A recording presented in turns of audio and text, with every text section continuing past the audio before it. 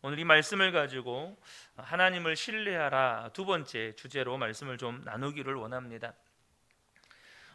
사도행전 12장은 지난주에도 잠깐 설명을 드렸던 것처럼 헤롯 왕에 의한 베드로의 투옥 사건과 그 베드로를 하나님께서 천사를 보내셔서 구출하신 장면, 그리고 헤롯 왕의 죽음이 기록이 되어 있습니다. 그런데 본문에는 사도행전 전체에서 어떻게 보면 한편의 코미디를 보는 것 같은 어떤 유머러스한 장면이 이 본문에는 기록이 되어 있습니다. 교회적인 상황을 보면 야고보 사도가 죽었고, 또 베드로는 지금 당장 옥에 갇혀서 내일 처형당하게 되는 상황에 지금 있습니다. 더군다나 베드로는 사도행전 5장에서 한번 탈옥했던 이력이 있기 때문에 헤롯 왕은 베드로가 탈옥하지 못하도록 군인들로 교대로 이렇게 지키게 만들었죠. 그러니까 탈옥에 대한 일말의 희망도 가질 수 없는 상황이 되었습니다. 인간적인 관점으로 볼 때 예루살렘 교회는 지금 최악의 위기 상황, 아주 가혹한 상황에 처하게 된 것입니다. 그러나 이것은 하나님 나라의 관점에서 볼 때 하나님의 무한한 권능을 보여주기 위한 또 하나의 기회일 뿐이라는 사실입니다. 이 장면은 오늘 말씀을 이렇게 준비하면서 시편 2편의 구절들을 떠오르게 만들었습니다. 시편 2편 1절에서 4절을 보면, 어찌하여 이방 나라들이 분노하며 민족들이 헛된 일을 꾸미는가. 세상의 군왕들이 나서며 관원들이 서로 꾀하여 여호와와 그의 기름 부음 받은 자를 대적하며 우리가 그들의 맨 것을 끊고 그의 결박을 벗어 버리자 하는도다. 하늘에 계신 이가 웃으시며 주께서 그들을 비웃으시리로다. 아멘. 세상의 왕들이 끊임없이 하나님을 대적하고 하나님이 기름 부으신 자, 곧 예수 그리스도를 말씀하시는 거죠. 예수 그리스도를 대적하고 또 주님의 몸된 교회를 대적할 때 하늘에 계신 하나님이 그것들을 보면서 비웃으신다는 것입니다. 헤롯은 어찌하든지 베드로를 죽이려고 했습니다. 그것이 유대인들의 지지를 받는 아주 중요한 전략이었습니다. 그래서 본문을 보면 베드로를 얼마나 철저하게 지키려고 했는지를 잘 보여주죠. 그러니까 반드시 베드로를 죽이려는 헤롯 왕의 어떤 의지가 엿보입니다. 4절은 우리가 지난주에 나눴는데요. 잡음에 옥에 가두어 군인 넷씩인 네 패에 맡겨 지키고 6월절 후에 백성 앞에 끌어내고자 하더라. 그러니까 군인들을 4인 4개조로 나누어서 6시간씩 이렇게 교대로 지키게 했다는 말이죠. 근데 6절은 조금 더 베드로를 정말 타이트하다고 표현해야 될까요? 그렇게 지키는 장면을 보게 됩니다. 헤롯이 잡아내려고 하는 그 전날 밤입니다. 베드로가 두 군인 틈에서 두 쇠사슬에 매여 누워 자는데 파수꾼들이 문 밖에서 옥을 지키더니, 그러니까 헤롯 왕은 4명의 군인들로 4개조를 짜서 베드로를 지키게 했을 뿐만 아니라 이 한 개조 4명의 군인이 2명은 문 밖에서 옥을 지키고 감옥 문을 지키고, 두 사람은 베드로의 양 옆에서 베드로의 양손을 한쪽씩 쇠사슬로 채워서 자기 손에다 채우는 겁니다. 그러니까 베드로 양쪽에 군인들이 베드로의 양손을 쇠사슬로 묶어서 자기 손에 연결해 가지고 베드로를 지금 감시하고 있는 겁니다. 오늘날로 이야기하면 교도관 두 사람이 한 손씩 수갑을 채워 가지고 이 지금 범죄자를 지키는 겁니다. 절대 탈옥 못하도록. 교도관을 죽여도 교도관을 끌고 갔으면 갔지 절대 탈옥 못 시키게 하겠다는 겁니다. 여러분, 근데요, 하나님이 하시는 일을 사람이 막을 수가 없어요. 아무리 높은 권세와 힘을 가지고 있고 어떤 지혜와 계략과 수고와 노력을 동원하더라도 하나님이 하시고자 하는 일을 사람이 막을 수 없습니다. 로마법에 따르면 죄수를 탈출하도록 놔둔 간수는 그 죄수가 받아야 하는 형벌을 받아야 했습니다. 그러니까 베드로는 내일 사형되기로 되어 있습니다. 베드로가 받아야 할 형벌이 그냥 수감 30년이면 30년 동안 수감되면 되지만 베드로는 내일 죽임을 당할 거기 때문에 만약에 베드로가 탈옥하면 어떻게 됩니까? 베드로를 지키던 모든 군인들과 간수들이 죽어야 합니다. 그러니까 이들이 얼마나 긴장하면서 지켰겠어요. 그런데 베드로가 탈옥을 했으니 군인들과 간수들 사이에 큰 소동이 일어나죠. 18절과 19절을 보면 날이 새매 군인들이 베드로가 어떻게 되었는지 알지 못하여 적지 않게 소동하니 헤롯이 그를 찾아도 보지 못하매 파수꾼을 신문하고 죽이라 명하니라. 결국에는 이 헤롯의 유대인들의 지지를 받고자 하는 이 욕심과 야망이 죄 없는 군인들과 간수들만 죽게 만들었습니다. 마치 이 장면은 이스라엘 백성의 출애굽 장면을 연상케 합니다. 바로는 모세가 이스라엘 백성들을 인도하여서 애굽에서 나가는 것을 철저하게 막습니다. 왜냐하면 이스라엘 백성들은 애굽의 중요한 노동력이거든요. 200만 명의 노동력이면 다 노예 신분으로 전락시켜서 수많은 공사에 동원할 수 있는 노동력이 200만 명입니다. 얼마나 애굽의 입장에서는 공짜로 부려먹을 수 있는 노동력이 200만 명이나 있잖아요. 하나님께서 반복적으로 기적들을 행하시면서 내보낼 것을 말씀하셨지만 그는 마음이 교만하고 강팍하여져서 이스라엘 백성들이 나가는 것을 절대 허락하지를 않았습니다. 결국 10번째 재앙인 장자의 죽음 앞에서 하나님 앞에서 항복을 선언하고 이스라엘 백성들이 애굽을 나가는 것을 허락하죠. 그러나 이스라엘 백성들이 출애굽한 지 얼마가 되지 않아서 바로의 마음이 다시 교만해집니다. 그리고 애굽의 모든 병거와 군대의 지휘관들과 이 군대들을 동원해서 이스라엘 백성들을 추격합니다. 애굽의 군대가 이스라엘 백성들의 바짝 뒤까지 쫓아왔을 그 시점이 언제입니까? 바로 홍해를 앞두고 있는 그때였습니다. 뒤에는 애굽의 군대, 앞에는 홍해. 그러니까 출애굽한 이스라엘 백성들에게서는 최악의 위기 상황인 겁니다. 오늘 본문에 야고보가 죽고 지금 베드로가 죽을 위기에 처한 최악의 위기의 상황처럼 지금 이스라엘 백성들도 최악의 위기의 상황에 지금 닥친 겁니다. 그러나 우리가 여기에서 분명한 믿음의 시각을 가지셔야 합니다. 인간적인 관점에서 최악의 위기의 상황이 하나님 나라의 관점에서 보면 하나님께서 최고로 영광을 받으실 수 있는 기회가 된다는 거예요. 하나님께서 하나님의 뜻과 계획을 이루어 가시는 중요한 역사의 현장이 되는 겁니다. 17절과 18절에 하나님께서 모세를 향하여서 이렇게 출애굽기 14장 17절 18절입니다. 이렇게 말씀하십니다. 내가 애굽 사람들의 마음을 완악하게 할 것인즉 그들이 그 뒤를 따라 들어갈 것이라. 내가 바로와 그의 모든 군대와 그의 병거와 마병으로 말미암아 영광을 얻으리니 내가 바로와 그 병거와 마병으로 말미암아 영광을 얻을 때에야 애굽 사람들이 나를 여호와인 줄 알리라. 하나님께서 이 이스라엘 백성의 최악의 위기의 상황을 하나님께서 영광 받으실 기회로 사용하시는 거예요. 저와 여러분이 하나님의 자녀들이고 하나님의 백성들이 분명하다면 내 인간적인 관점에서 볼 때 지금이 최악의 상황 같은데 하나님 나라의 관점에서 볼 때 하나님이 영광 받으실 기회로 하나님은 쓰실 수 있다는 거예요. 27절과 28절에 애굽의 군대가 이스라엘 백성들을 추격하여서 홍해로 진입합니다.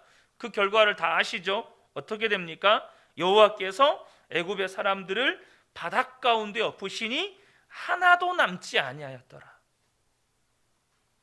바로의 군대가 하나도 남김없이 여러분 바다에 다 수장되어 죽습니다. 바로의 교만과 고집과 욕심 때문에 애굽의 군대가 모조리 바닷속에 수장됩니다. 여러분 기억하셔야 됩니다. 하나님이 하시는 일을 사람이 막을 수 없습니다. 하나님은 반드시 하나님의 뜻을 이루시며 인간적인 관점에서 최악의 상황조차도 하나님이 영광 받으시는 기회로 사용하시는 분이십니다. 예수님의 십자가 죽음이 제자들에게 최악의 상황 아닙니까? 여러분 그렇잖아요. 예수님의 십자가 죽음이 제자들에게 최악의 상황이에요. 그런데 우리가 십자가의 영광이라는 주제로 말씀을 나누었을 때 그것은 하나님이 영광 받으시는 시간이었어요. 온 우주에 여러분 어둠의 권세가 끊어지고 공중 권세 잡은 자가 꺾이고 지옥문이 열리고 천국문이 열리는 하나님이 영광 받으시는 시간이었어요. 저와 여러분에게 이러한 하나님 나라의 시각이 필요하다는 거예요. 중요한 것은 하나님은 우리 인간적인 관점에서 최악의 상황조차도 영광을 받으시는 기회로 또 하나님의 뜻을 이루시는 여러분 역사의 현장으로 사용하시는 하나님이 분명하다면 우리가 그 하나님을 믿느냐는 겁니다. 우리에게 그것을 믿는 믿음이 있느냐는 거예요. 본문에 등장하는 베드로를 보면 참 신기한 장면, 다른 측면으로 보면 제가 서두에 말씀드린 것처럼 굉장히 코믹한 장면이 본문에서 먼저 소개가 됩니다. 앞서도 설명드렸지만 베드로는 지금 양 팔을 쇠사슬에 묶여서 군인들하고 지금 다 연결되어 있는 상태입니다. 그러니까 한쪽씩 군인들이 수갑을 채워가지고 지금 양쪽의 군인들 사이에 끼어서 잠을 자야 하는 상황이에요. 여러분 잠 오시겠어요? 양쪽에서 군인이 수갑을 채워가지고 양쪽에서 이렇게 딱 붙들어 매고 있어요. 이렇게 이 상황에서 여러분 주무실 수 있으시겠어요? 제가 지난번에 말씀드렸잖아요. 저도 러시아 가서 경찰들한테 취조받고 5시간 동안 취조받고 경찰들이 우리 외국인 관광객이니까 우리 구치소 같은 거기에 안 들여보내고 경찰들이 사는 숙소에서 저희들을 재워줬거든요. 근데 폭이 한 60cm 정도 되는 침대에서 잤는데 거기 밑에가 쇠로 된 철망이죠. 철망. 이리 움직여도 삐그덕 저리 움직여도 삐그덕 소리 나는 그 철망. 거기 위에서 잠을 자는데요. 밤새도록 잠을 한숨도 못 잤어요. 잠이 안 옵니다. 근데 제가 코믹스러운 장면이 뭐냐면 베드로가 거기에서 깊은 잠을 잡니다. 잠을 자도 너무 잘 자요. 지금 베드로는요 최근에 야고보가 처형당한 지 그러니까 최근에 야고보가 처형당했어요. 그리고 베드로도 내일 처형당해야 하는 생명의 위협을 받는 상황에서 양손은 군인들에게 지금 묶여가지고 이렇게 지금 양 군인들 사이에 끼어 있는 거예요. 얼마나 깊이 또 맛있게 잠을 자고 있던지 하나님께서 베드로를 구출하려고 천사를 보냈는데 안 일어나요. 분명히 보시면 7절에 보시면 호련히 주의 사자가 나타남에 옥중에 광채가 빛났어요. 우리가 좀 상상력을 동원해 보자고요. 옥중에 광채가 비치면서 천사가 쫙 나타났는데 베드로가 코 골면서 자고 있는 거예요. 그러니까 천사가 황당한 거죠. 안 일어나니까 천사가 옆구리를 쳐서 깨웠어요. 여러분, 제가 천사라면 베드로를 구출하려고 딱 나타났는데 짠하고 나타났는데 기대가 있지 않겠어요? 천사가 보고 일단 베드로가 놀라고 또 이렇게 막 천사에 대한 경외심을 좀 품고 뭔가 좀 엄청나게 좀 이렇게 막 반기고 감격하고 이래야 되잖아요. 근데 완전 골아떨어져 자고 있는 거예요.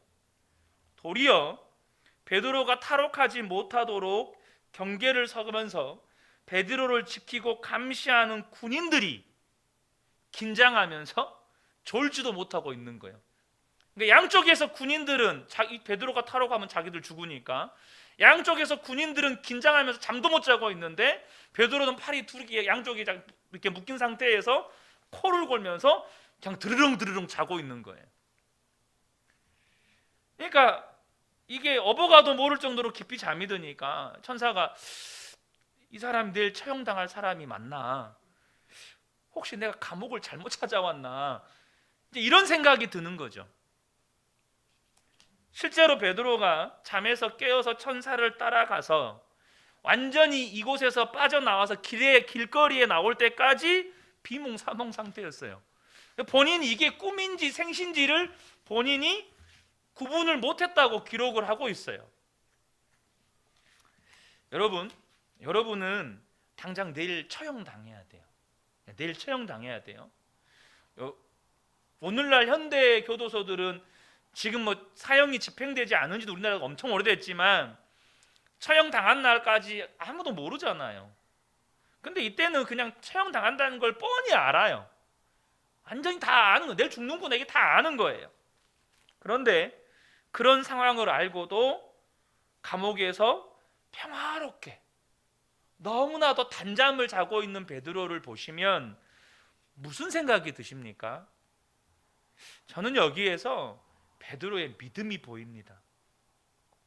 베드로는 예수님의 생애를 통해서 빌라도와 바리새인들과 대제사장들이 똘똘 뭉쳐서 예수님을 십자가에 죽였지만 그 예수님은 죽음마저도 하나님의 뜻을 이루시고 하나님의 영광을 드러내시는 기회로 사용하셨다는 것을 베드로는 철저하게 경험했어요.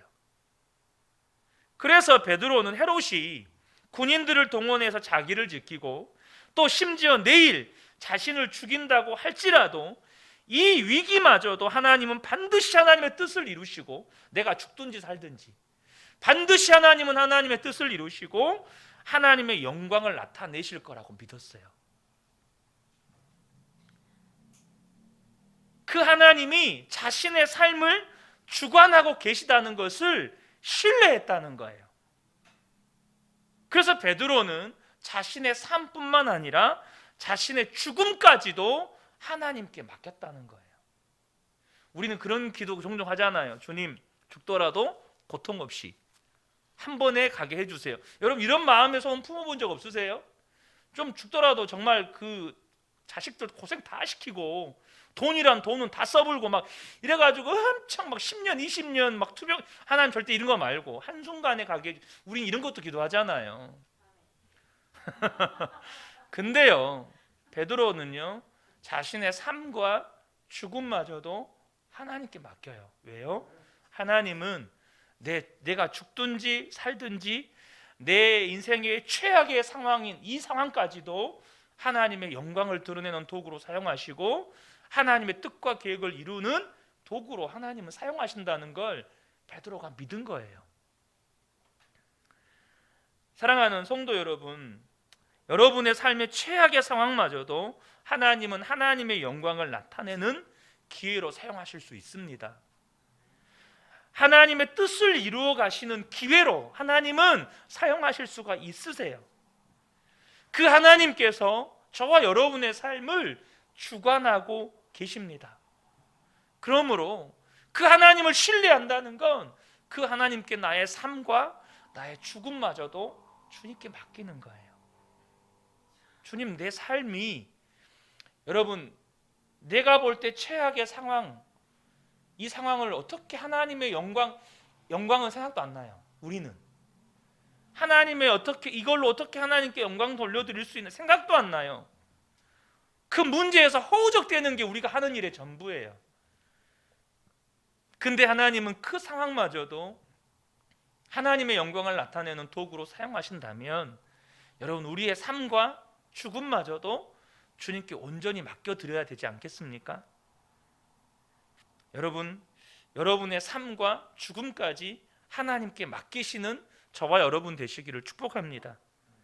주님께 온전히 맡겨지면 잘 주무시는 겁니다. 잘 자는 거예요. 물론 우리가 신체의 변화, 나이에 따라서 또 호르몬의 변화가 있고 그래서 잠이 잘 안 오는 시기들이 있기는 하잖아요. 혹은 육체의 어떤 질병 때문에 잠을 잘 못 주무시는 경우도 있기는 해요. 그러나 여러분 기억하십시오. 주님께 삶과 죽음마저도 맡겼다면 여러분 우리 그걸 맡겼다면 잘 주무시는 겁니다. 여러분, 잠이 축복이라는 거 아시죠? 잠이 하나님의 축복이에요. 저와 여러분 안에 정말 하나님을 온전히 신뢰하고 우리의 삶과 죽음까지도 주님께 온전히 내어 맡길 수 있는 믿음이 회복되시기를 주님의 이름으로 축복합니다. 이제 베드로가 감옥에 갇혀 있어 처형을 앞두고 있을 때 교회에서 모여서 기도를 합니다. 12절을 보면 깨닫고 마가라 하는 요한의 어머니 마리아의 집에 가니 여러 사람이 거기서 모여 기도하고 있더라. 이제 베드로가 정신 차려서 마가의 집에 가니까 성도들이 모여서 기도를 하고 있는 거예요. 여러분, 믿는 자들의 기도는 놀라운 역사를 가져온다는 사실을 믿으셔야 합니다. 스코틀랜드의 여왕 메리가 이런 말을 했습니다. 나는 군사 수만 명보다 존 녹스의 기도가 더 두렵다. 의로운 자의 기도에 맞서느니 차라리 악한 자의 대포에 맞서는 것이 낫다. 이런 말을 했어요. 야고보서 5장 16절에 보면 의인의 간구는 역사하는 힘이 큼이니라. 베드로전서 3장 12절에도 주의 눈은 의인을 향하시고 그의 귀는 의인의 간구에 기울이시되라고 말씀하셔요. 여러분, 저와 여러분의 기도에 하나님이 귀 기울이시고 저와 여러분의 기도로 말미암아 하나님은 역사하셔요. 그런데 본문에 또 한편의 코미디 장면이 등장을 해요. 무슨 말이냐면 13절에 베드로가 문을 두드리는데 로데라 하는 여자아이가 영접하러 나왔다가 베드로의 음성인 줄 알고 기뻐하며 문을 미처 열지 못하고 달려들어가 말하되 베드로가 대문 밖에 섰더라 하니 그들이 말하되 네가 미쳤다 하나 여자아이는 힘써 말하되 참말이라 하니 그들이 말하되 그러면 그의 천사라 하더라. 베드로가 문 두드리기를 그치지 아니하니 그들이 문을 열어 베드로를 보고 놀라는지라. 이것이 왜 코미디 장면이냐면요, 베드로가 지금 기적적으로 천사를 통해서 구원받은 것은 마가의 집에 모인 성도들이 기도하고 있는 가운데 일어난 역사입니다. 그렇죠? 아직 기도 모임이 끝난 것도 아니에요. 지금 기도하는 가운데 베드로가 구원받은 거예요. 그런데 정작 마가의 집에 모여서 기도하고 있는 사람들 가운데 베드로를 구해달라고, 베드로가 살아 돌아오게 해달라고 기도하고 있으면서도 하나님이 응답해 주실 거라고 믿지 않는 사람들이 꽤 많았다는 사실이에요. 본인들이 기도해 놓고 응답받으니까 본인들이 지금 오히려 응답된 것에 놀라고 있는 한편의 개그를 보여주는 겁니다. 지금 로데가 베드로의 음성을 듣고 가서 전하니까 이 사람들이 뭐라고 합니까? 기도하는 사람들이 지금 베드로가 왔다, 베드로가 구출받았다라고 말하니까 네가 미쳤다라고 말하고, 아니다 진짜다라고 말하니까 그러면 베드로의 수호천사가 지금 온 거다라고 말을 해요. 그러니까 그런 대화가 오고 가는 가운데 베드로가 계속 문을 두드리니까 그때서야 나가서 문을 열고 딱 보니까 베드로 온 거 보고 너무너무 놀란 거예요. 기도하면서도 베드로는 분명히 죽게 될 거야, 그렇게 생각하는 사람들이 많았다는 거예요. 기도하면서도 하나님께서 응답해 주실 거라고 기대하지 않는 사람들이 많았다는 겁니다. 여러분, 근데도 기도하면서 믿지도 않아. 기도하면서 기대하지도 않아요. 기도하면서 베드로가 구원받을 거라고 많은 사람들이 그런 기대가 없었다니까요. 그런데도 하나님이 이렇게 기적적인 방법으로 베드로를 구해내셨어요. 뭘 말하는 걸까요? 오늘 본문의 말씀을 가지고 다양한 관점에서 기도와 응답에 대한 이야기를 나눌 수 있는데요, 저는 두 가지 부분에서 이것이 우리에게 주는 기도의 교훈의 메시지를 좀 나누려고 합니다. 첫 번째는 뭐냐면, 분명 기도는 믿음으로 구하셔야 돼요. 의인의 간구라고 하는 것은 믿음의 기도예요. 분명히 믿음으로 구하셔야 돼요. 그러나 우리가 온전한 믿음, 설사 응답받을 만한 그런 믿음이 없다고 하더라도 하나님 앞에 나아가 기도하는 것 자체가 중요하다는 거예요. 여러분, 분명히 하나님께서는 믿음으로 기도하라고 말씀하셔요. 그런데요, 믿음이 없어도 주님 앞에 나오라고 말씀하세요. 분명히 하나님께서 우리에게 믿음을 찾으시지만 여러분, 주님 앞에 처음 나왔던 사람들이 완전하고 무결하고 그렇게 순전한 믿음으로 주님 앞에 나왔습니까? 그런 믿음 가지고 나온 사람 아무도 없어요. 제자들도 처음에는 그런 믿음 없었어요. 오히려 믿음이 없어서 서로 한 자리 차지하겠다고 싸우던 사람들이 제자들이었어요. 오늘 본문이 우리에게 알려주는 중요한 메시지가 뭐냐면, 여러분, 믿음으로 기도하는 거 중요합니다. 저는 그 부분에 대해서 오늘 나누지는 않을 거예요. 믿음으로 기도하는 거 중요해요. 하지만 우리 안에 정말로 온전한 믿음이 없고, 우리 안에 정말로 기도하면 하나님 반드시 응답하신다는 그런 완전한 믿음이 없다 하더라도 하나님 앞에 나와 기도하는 것 자체가 너무나도 중요하다는 거예요.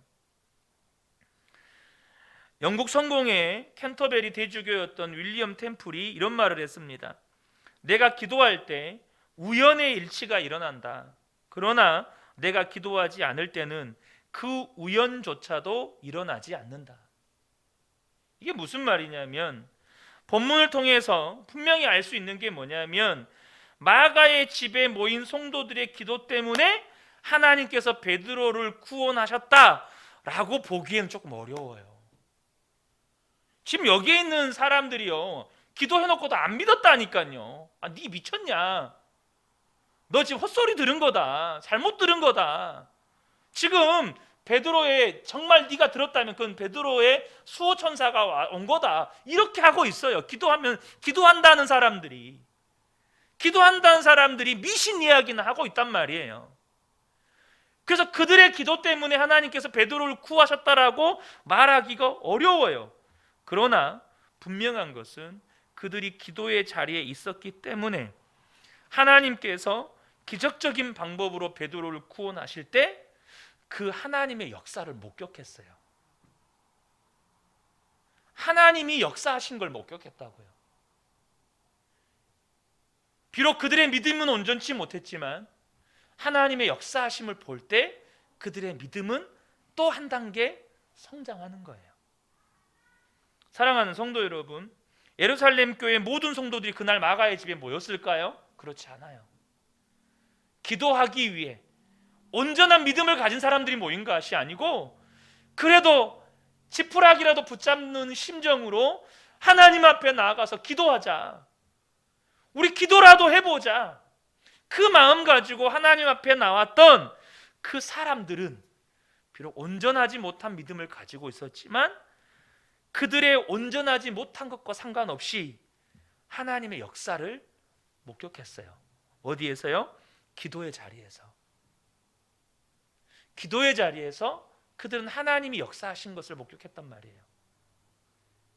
그로 인해서 그들의 믿음은 또 한 단계 자라는 거예요.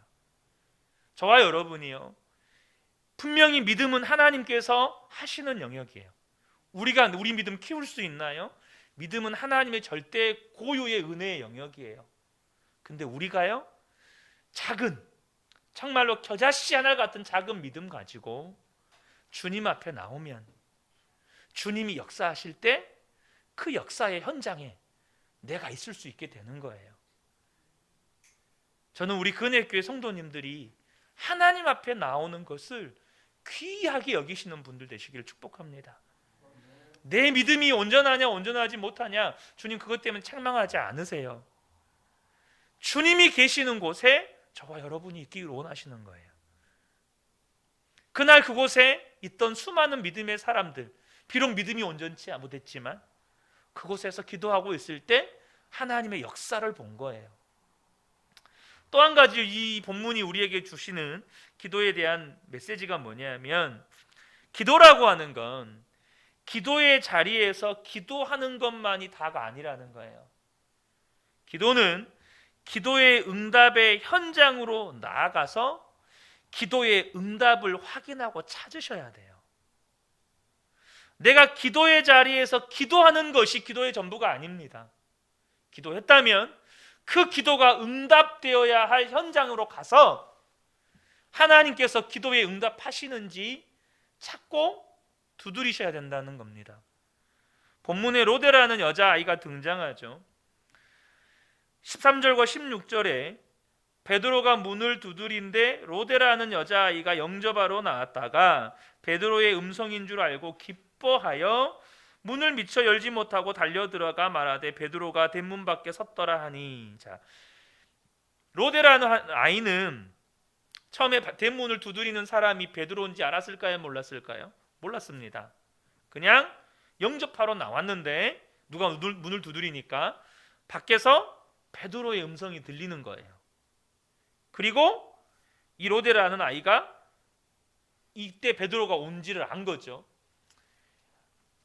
정확하지는 않지만 이 로데라는 아이는 어린 아이이기 때문에 누군가 어른 중에 누군가가 밖에서 누가 대문 두드리니까 야 네가 가서 한번 가서 문 좀 열어줘라 이렇게 시켜서 심부름 나왔는지도 몰라요.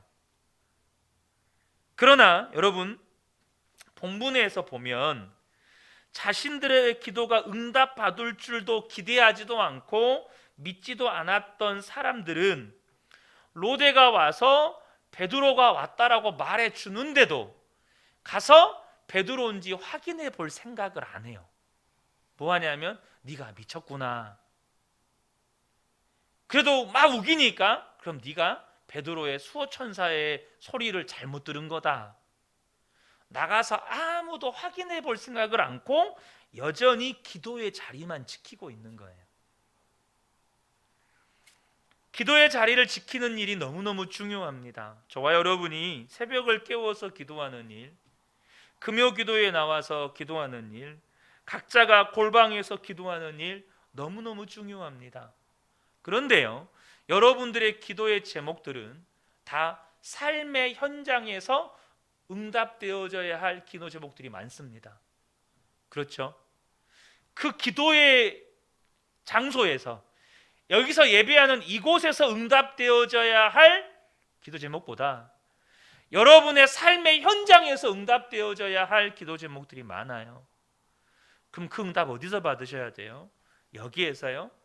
물론 하나님께서 말씀으로 우리에게 응답해 주실 때가 있죠. 말씀으로 응답해 주실 때가 있어요.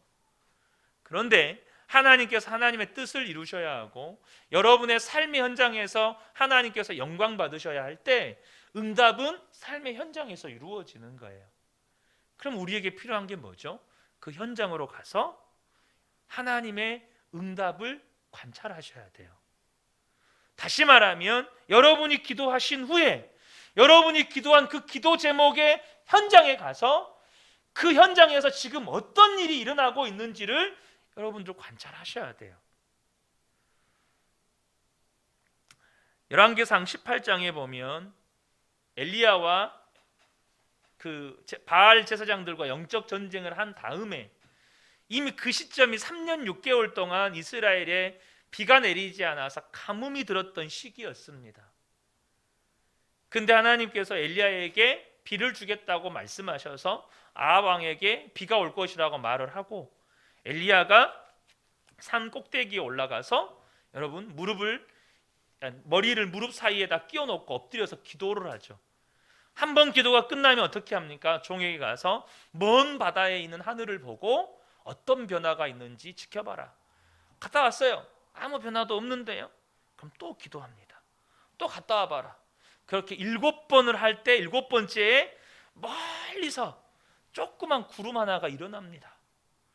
그러니까 엘리야는 어떻게 합니까? 그 즉시 응답인 것을 알고 이제 아합 왕에게 빨리 큰 비가 올 거니까 얼른 이 자리에서 떠나시라고 이야기를 해줍니다. 사랑하는 성도 여러분, 저와 여러분이 기도의 자리를 지키시는 건 너무너무 잘하시는 일입니다. 그러나 이 일을 계속 하셔야 돼요. 그러나 거기에서 기도를 끝내시면 안 돼요. 반드시 기도가 응답되어야 할 현장에서 하나님이 어떻게 이 상황과 환경들 속에서 응답하시는지 혹은 이 상황과 환경 가운데서 일해 가시는지를 관찰하셔야 돼요. 그러면 어떤 변화가 보이고 혹은 더 날카롭고 세밀한 기도의 제목들이 보이고 또 하나님의 응답이 보이는 거예요. 기도만 하지 말고 저와 여러분이 삶의 현장 가운데에서 실제적인 하나님의 응답을 여러분들이 경험하셔야 돼요. 사랑하는 성도 여러분, 말씀을 정리하겠습니다. 하나님을 신뢰하십니까? 그렇다면 저와 여러분이 이 믿음이 회복되셔야 돼요. 하나님은 우리가 볼 때 최악의 상황, 우리가 볼 때 더 이상의 어떤 기대도 소망도 없다고 말하는 그 최악의 상황마저도 하나님의 영광을 드러내는 기회로 사용하실 수 있는 분이세요. 하나님의 뜻과 계획을 이루어 가시는 기회로 사용하실 수 있는 분이세요. 그렇다면 여러분의 삶도 여러분의 죽음도 하나님께 온전히 맡기라는 거예요. 그 믿음이 회복된 사람들은 어떤 상황에서 잘 자요. 여러분 잘 주무시기를 축복합니다. 정말로 어떤 여러분의 마음을 요동시키는, 여러분의 마음을 근심과 걱정과 염려와 두려움에 떨게 만드는 그런 상황 가운데서도 하나님을 신뢰하기에 이미 내 삶도 죽음도 하나님께 맡겼기에 여러분 잘 주무시는 저와 여러분 되시기를 축복합니다. 그리고 또 한 가지, 여러분들이 비록 하나님을 신뢰한다면, 여러분 이 앞에 있는 저도요 믿음이 많이 부족해요. 연약한 사람입니다. 그래서 주님 앞에 나가는 것을 절대 포기하지 않으려고 합니다. 여러분 우리의 믿음이 부족해요. 때로는 우리의 기도는 믿음 없는 기도일 때도 있어요. 그래도 주님 앞에 나와서 기도하는 거예요. 그러면 거기서 주님이 역사하시는 것을 경험해요. 그리고 기도의 자리만 지키는 게 아니고 여러분 기도했다면 삶의 현장에 나가서 하나님이 어떻게 일하시는지를 관찰하시고 그 순간에 하나님께서 응답하실 수도 있고 또 다른 기도의 정보를 주실 수도 있고 응답하신다면 감사함으로 받고 찬양함으로 영광 돌리고 또 다른 기도 정보를 주신다면 더 깊은 기도의 자리로 들어가고 이런 은혜가 우리 가운데 있게 된다는 거예요. 이 밤에 함께 예배하는 우리 모든 성도님들이 하나님을 온전히 신뢰함으로 베드로가 누렸던 참된 어떤 믿음의 은혜, 또한 기도의 자리에서 경험하게 되는 놀라운 응답의 축복, 모든 분들이 경험케 되시기를 주님의 이름으로 축복합니다. 아멘.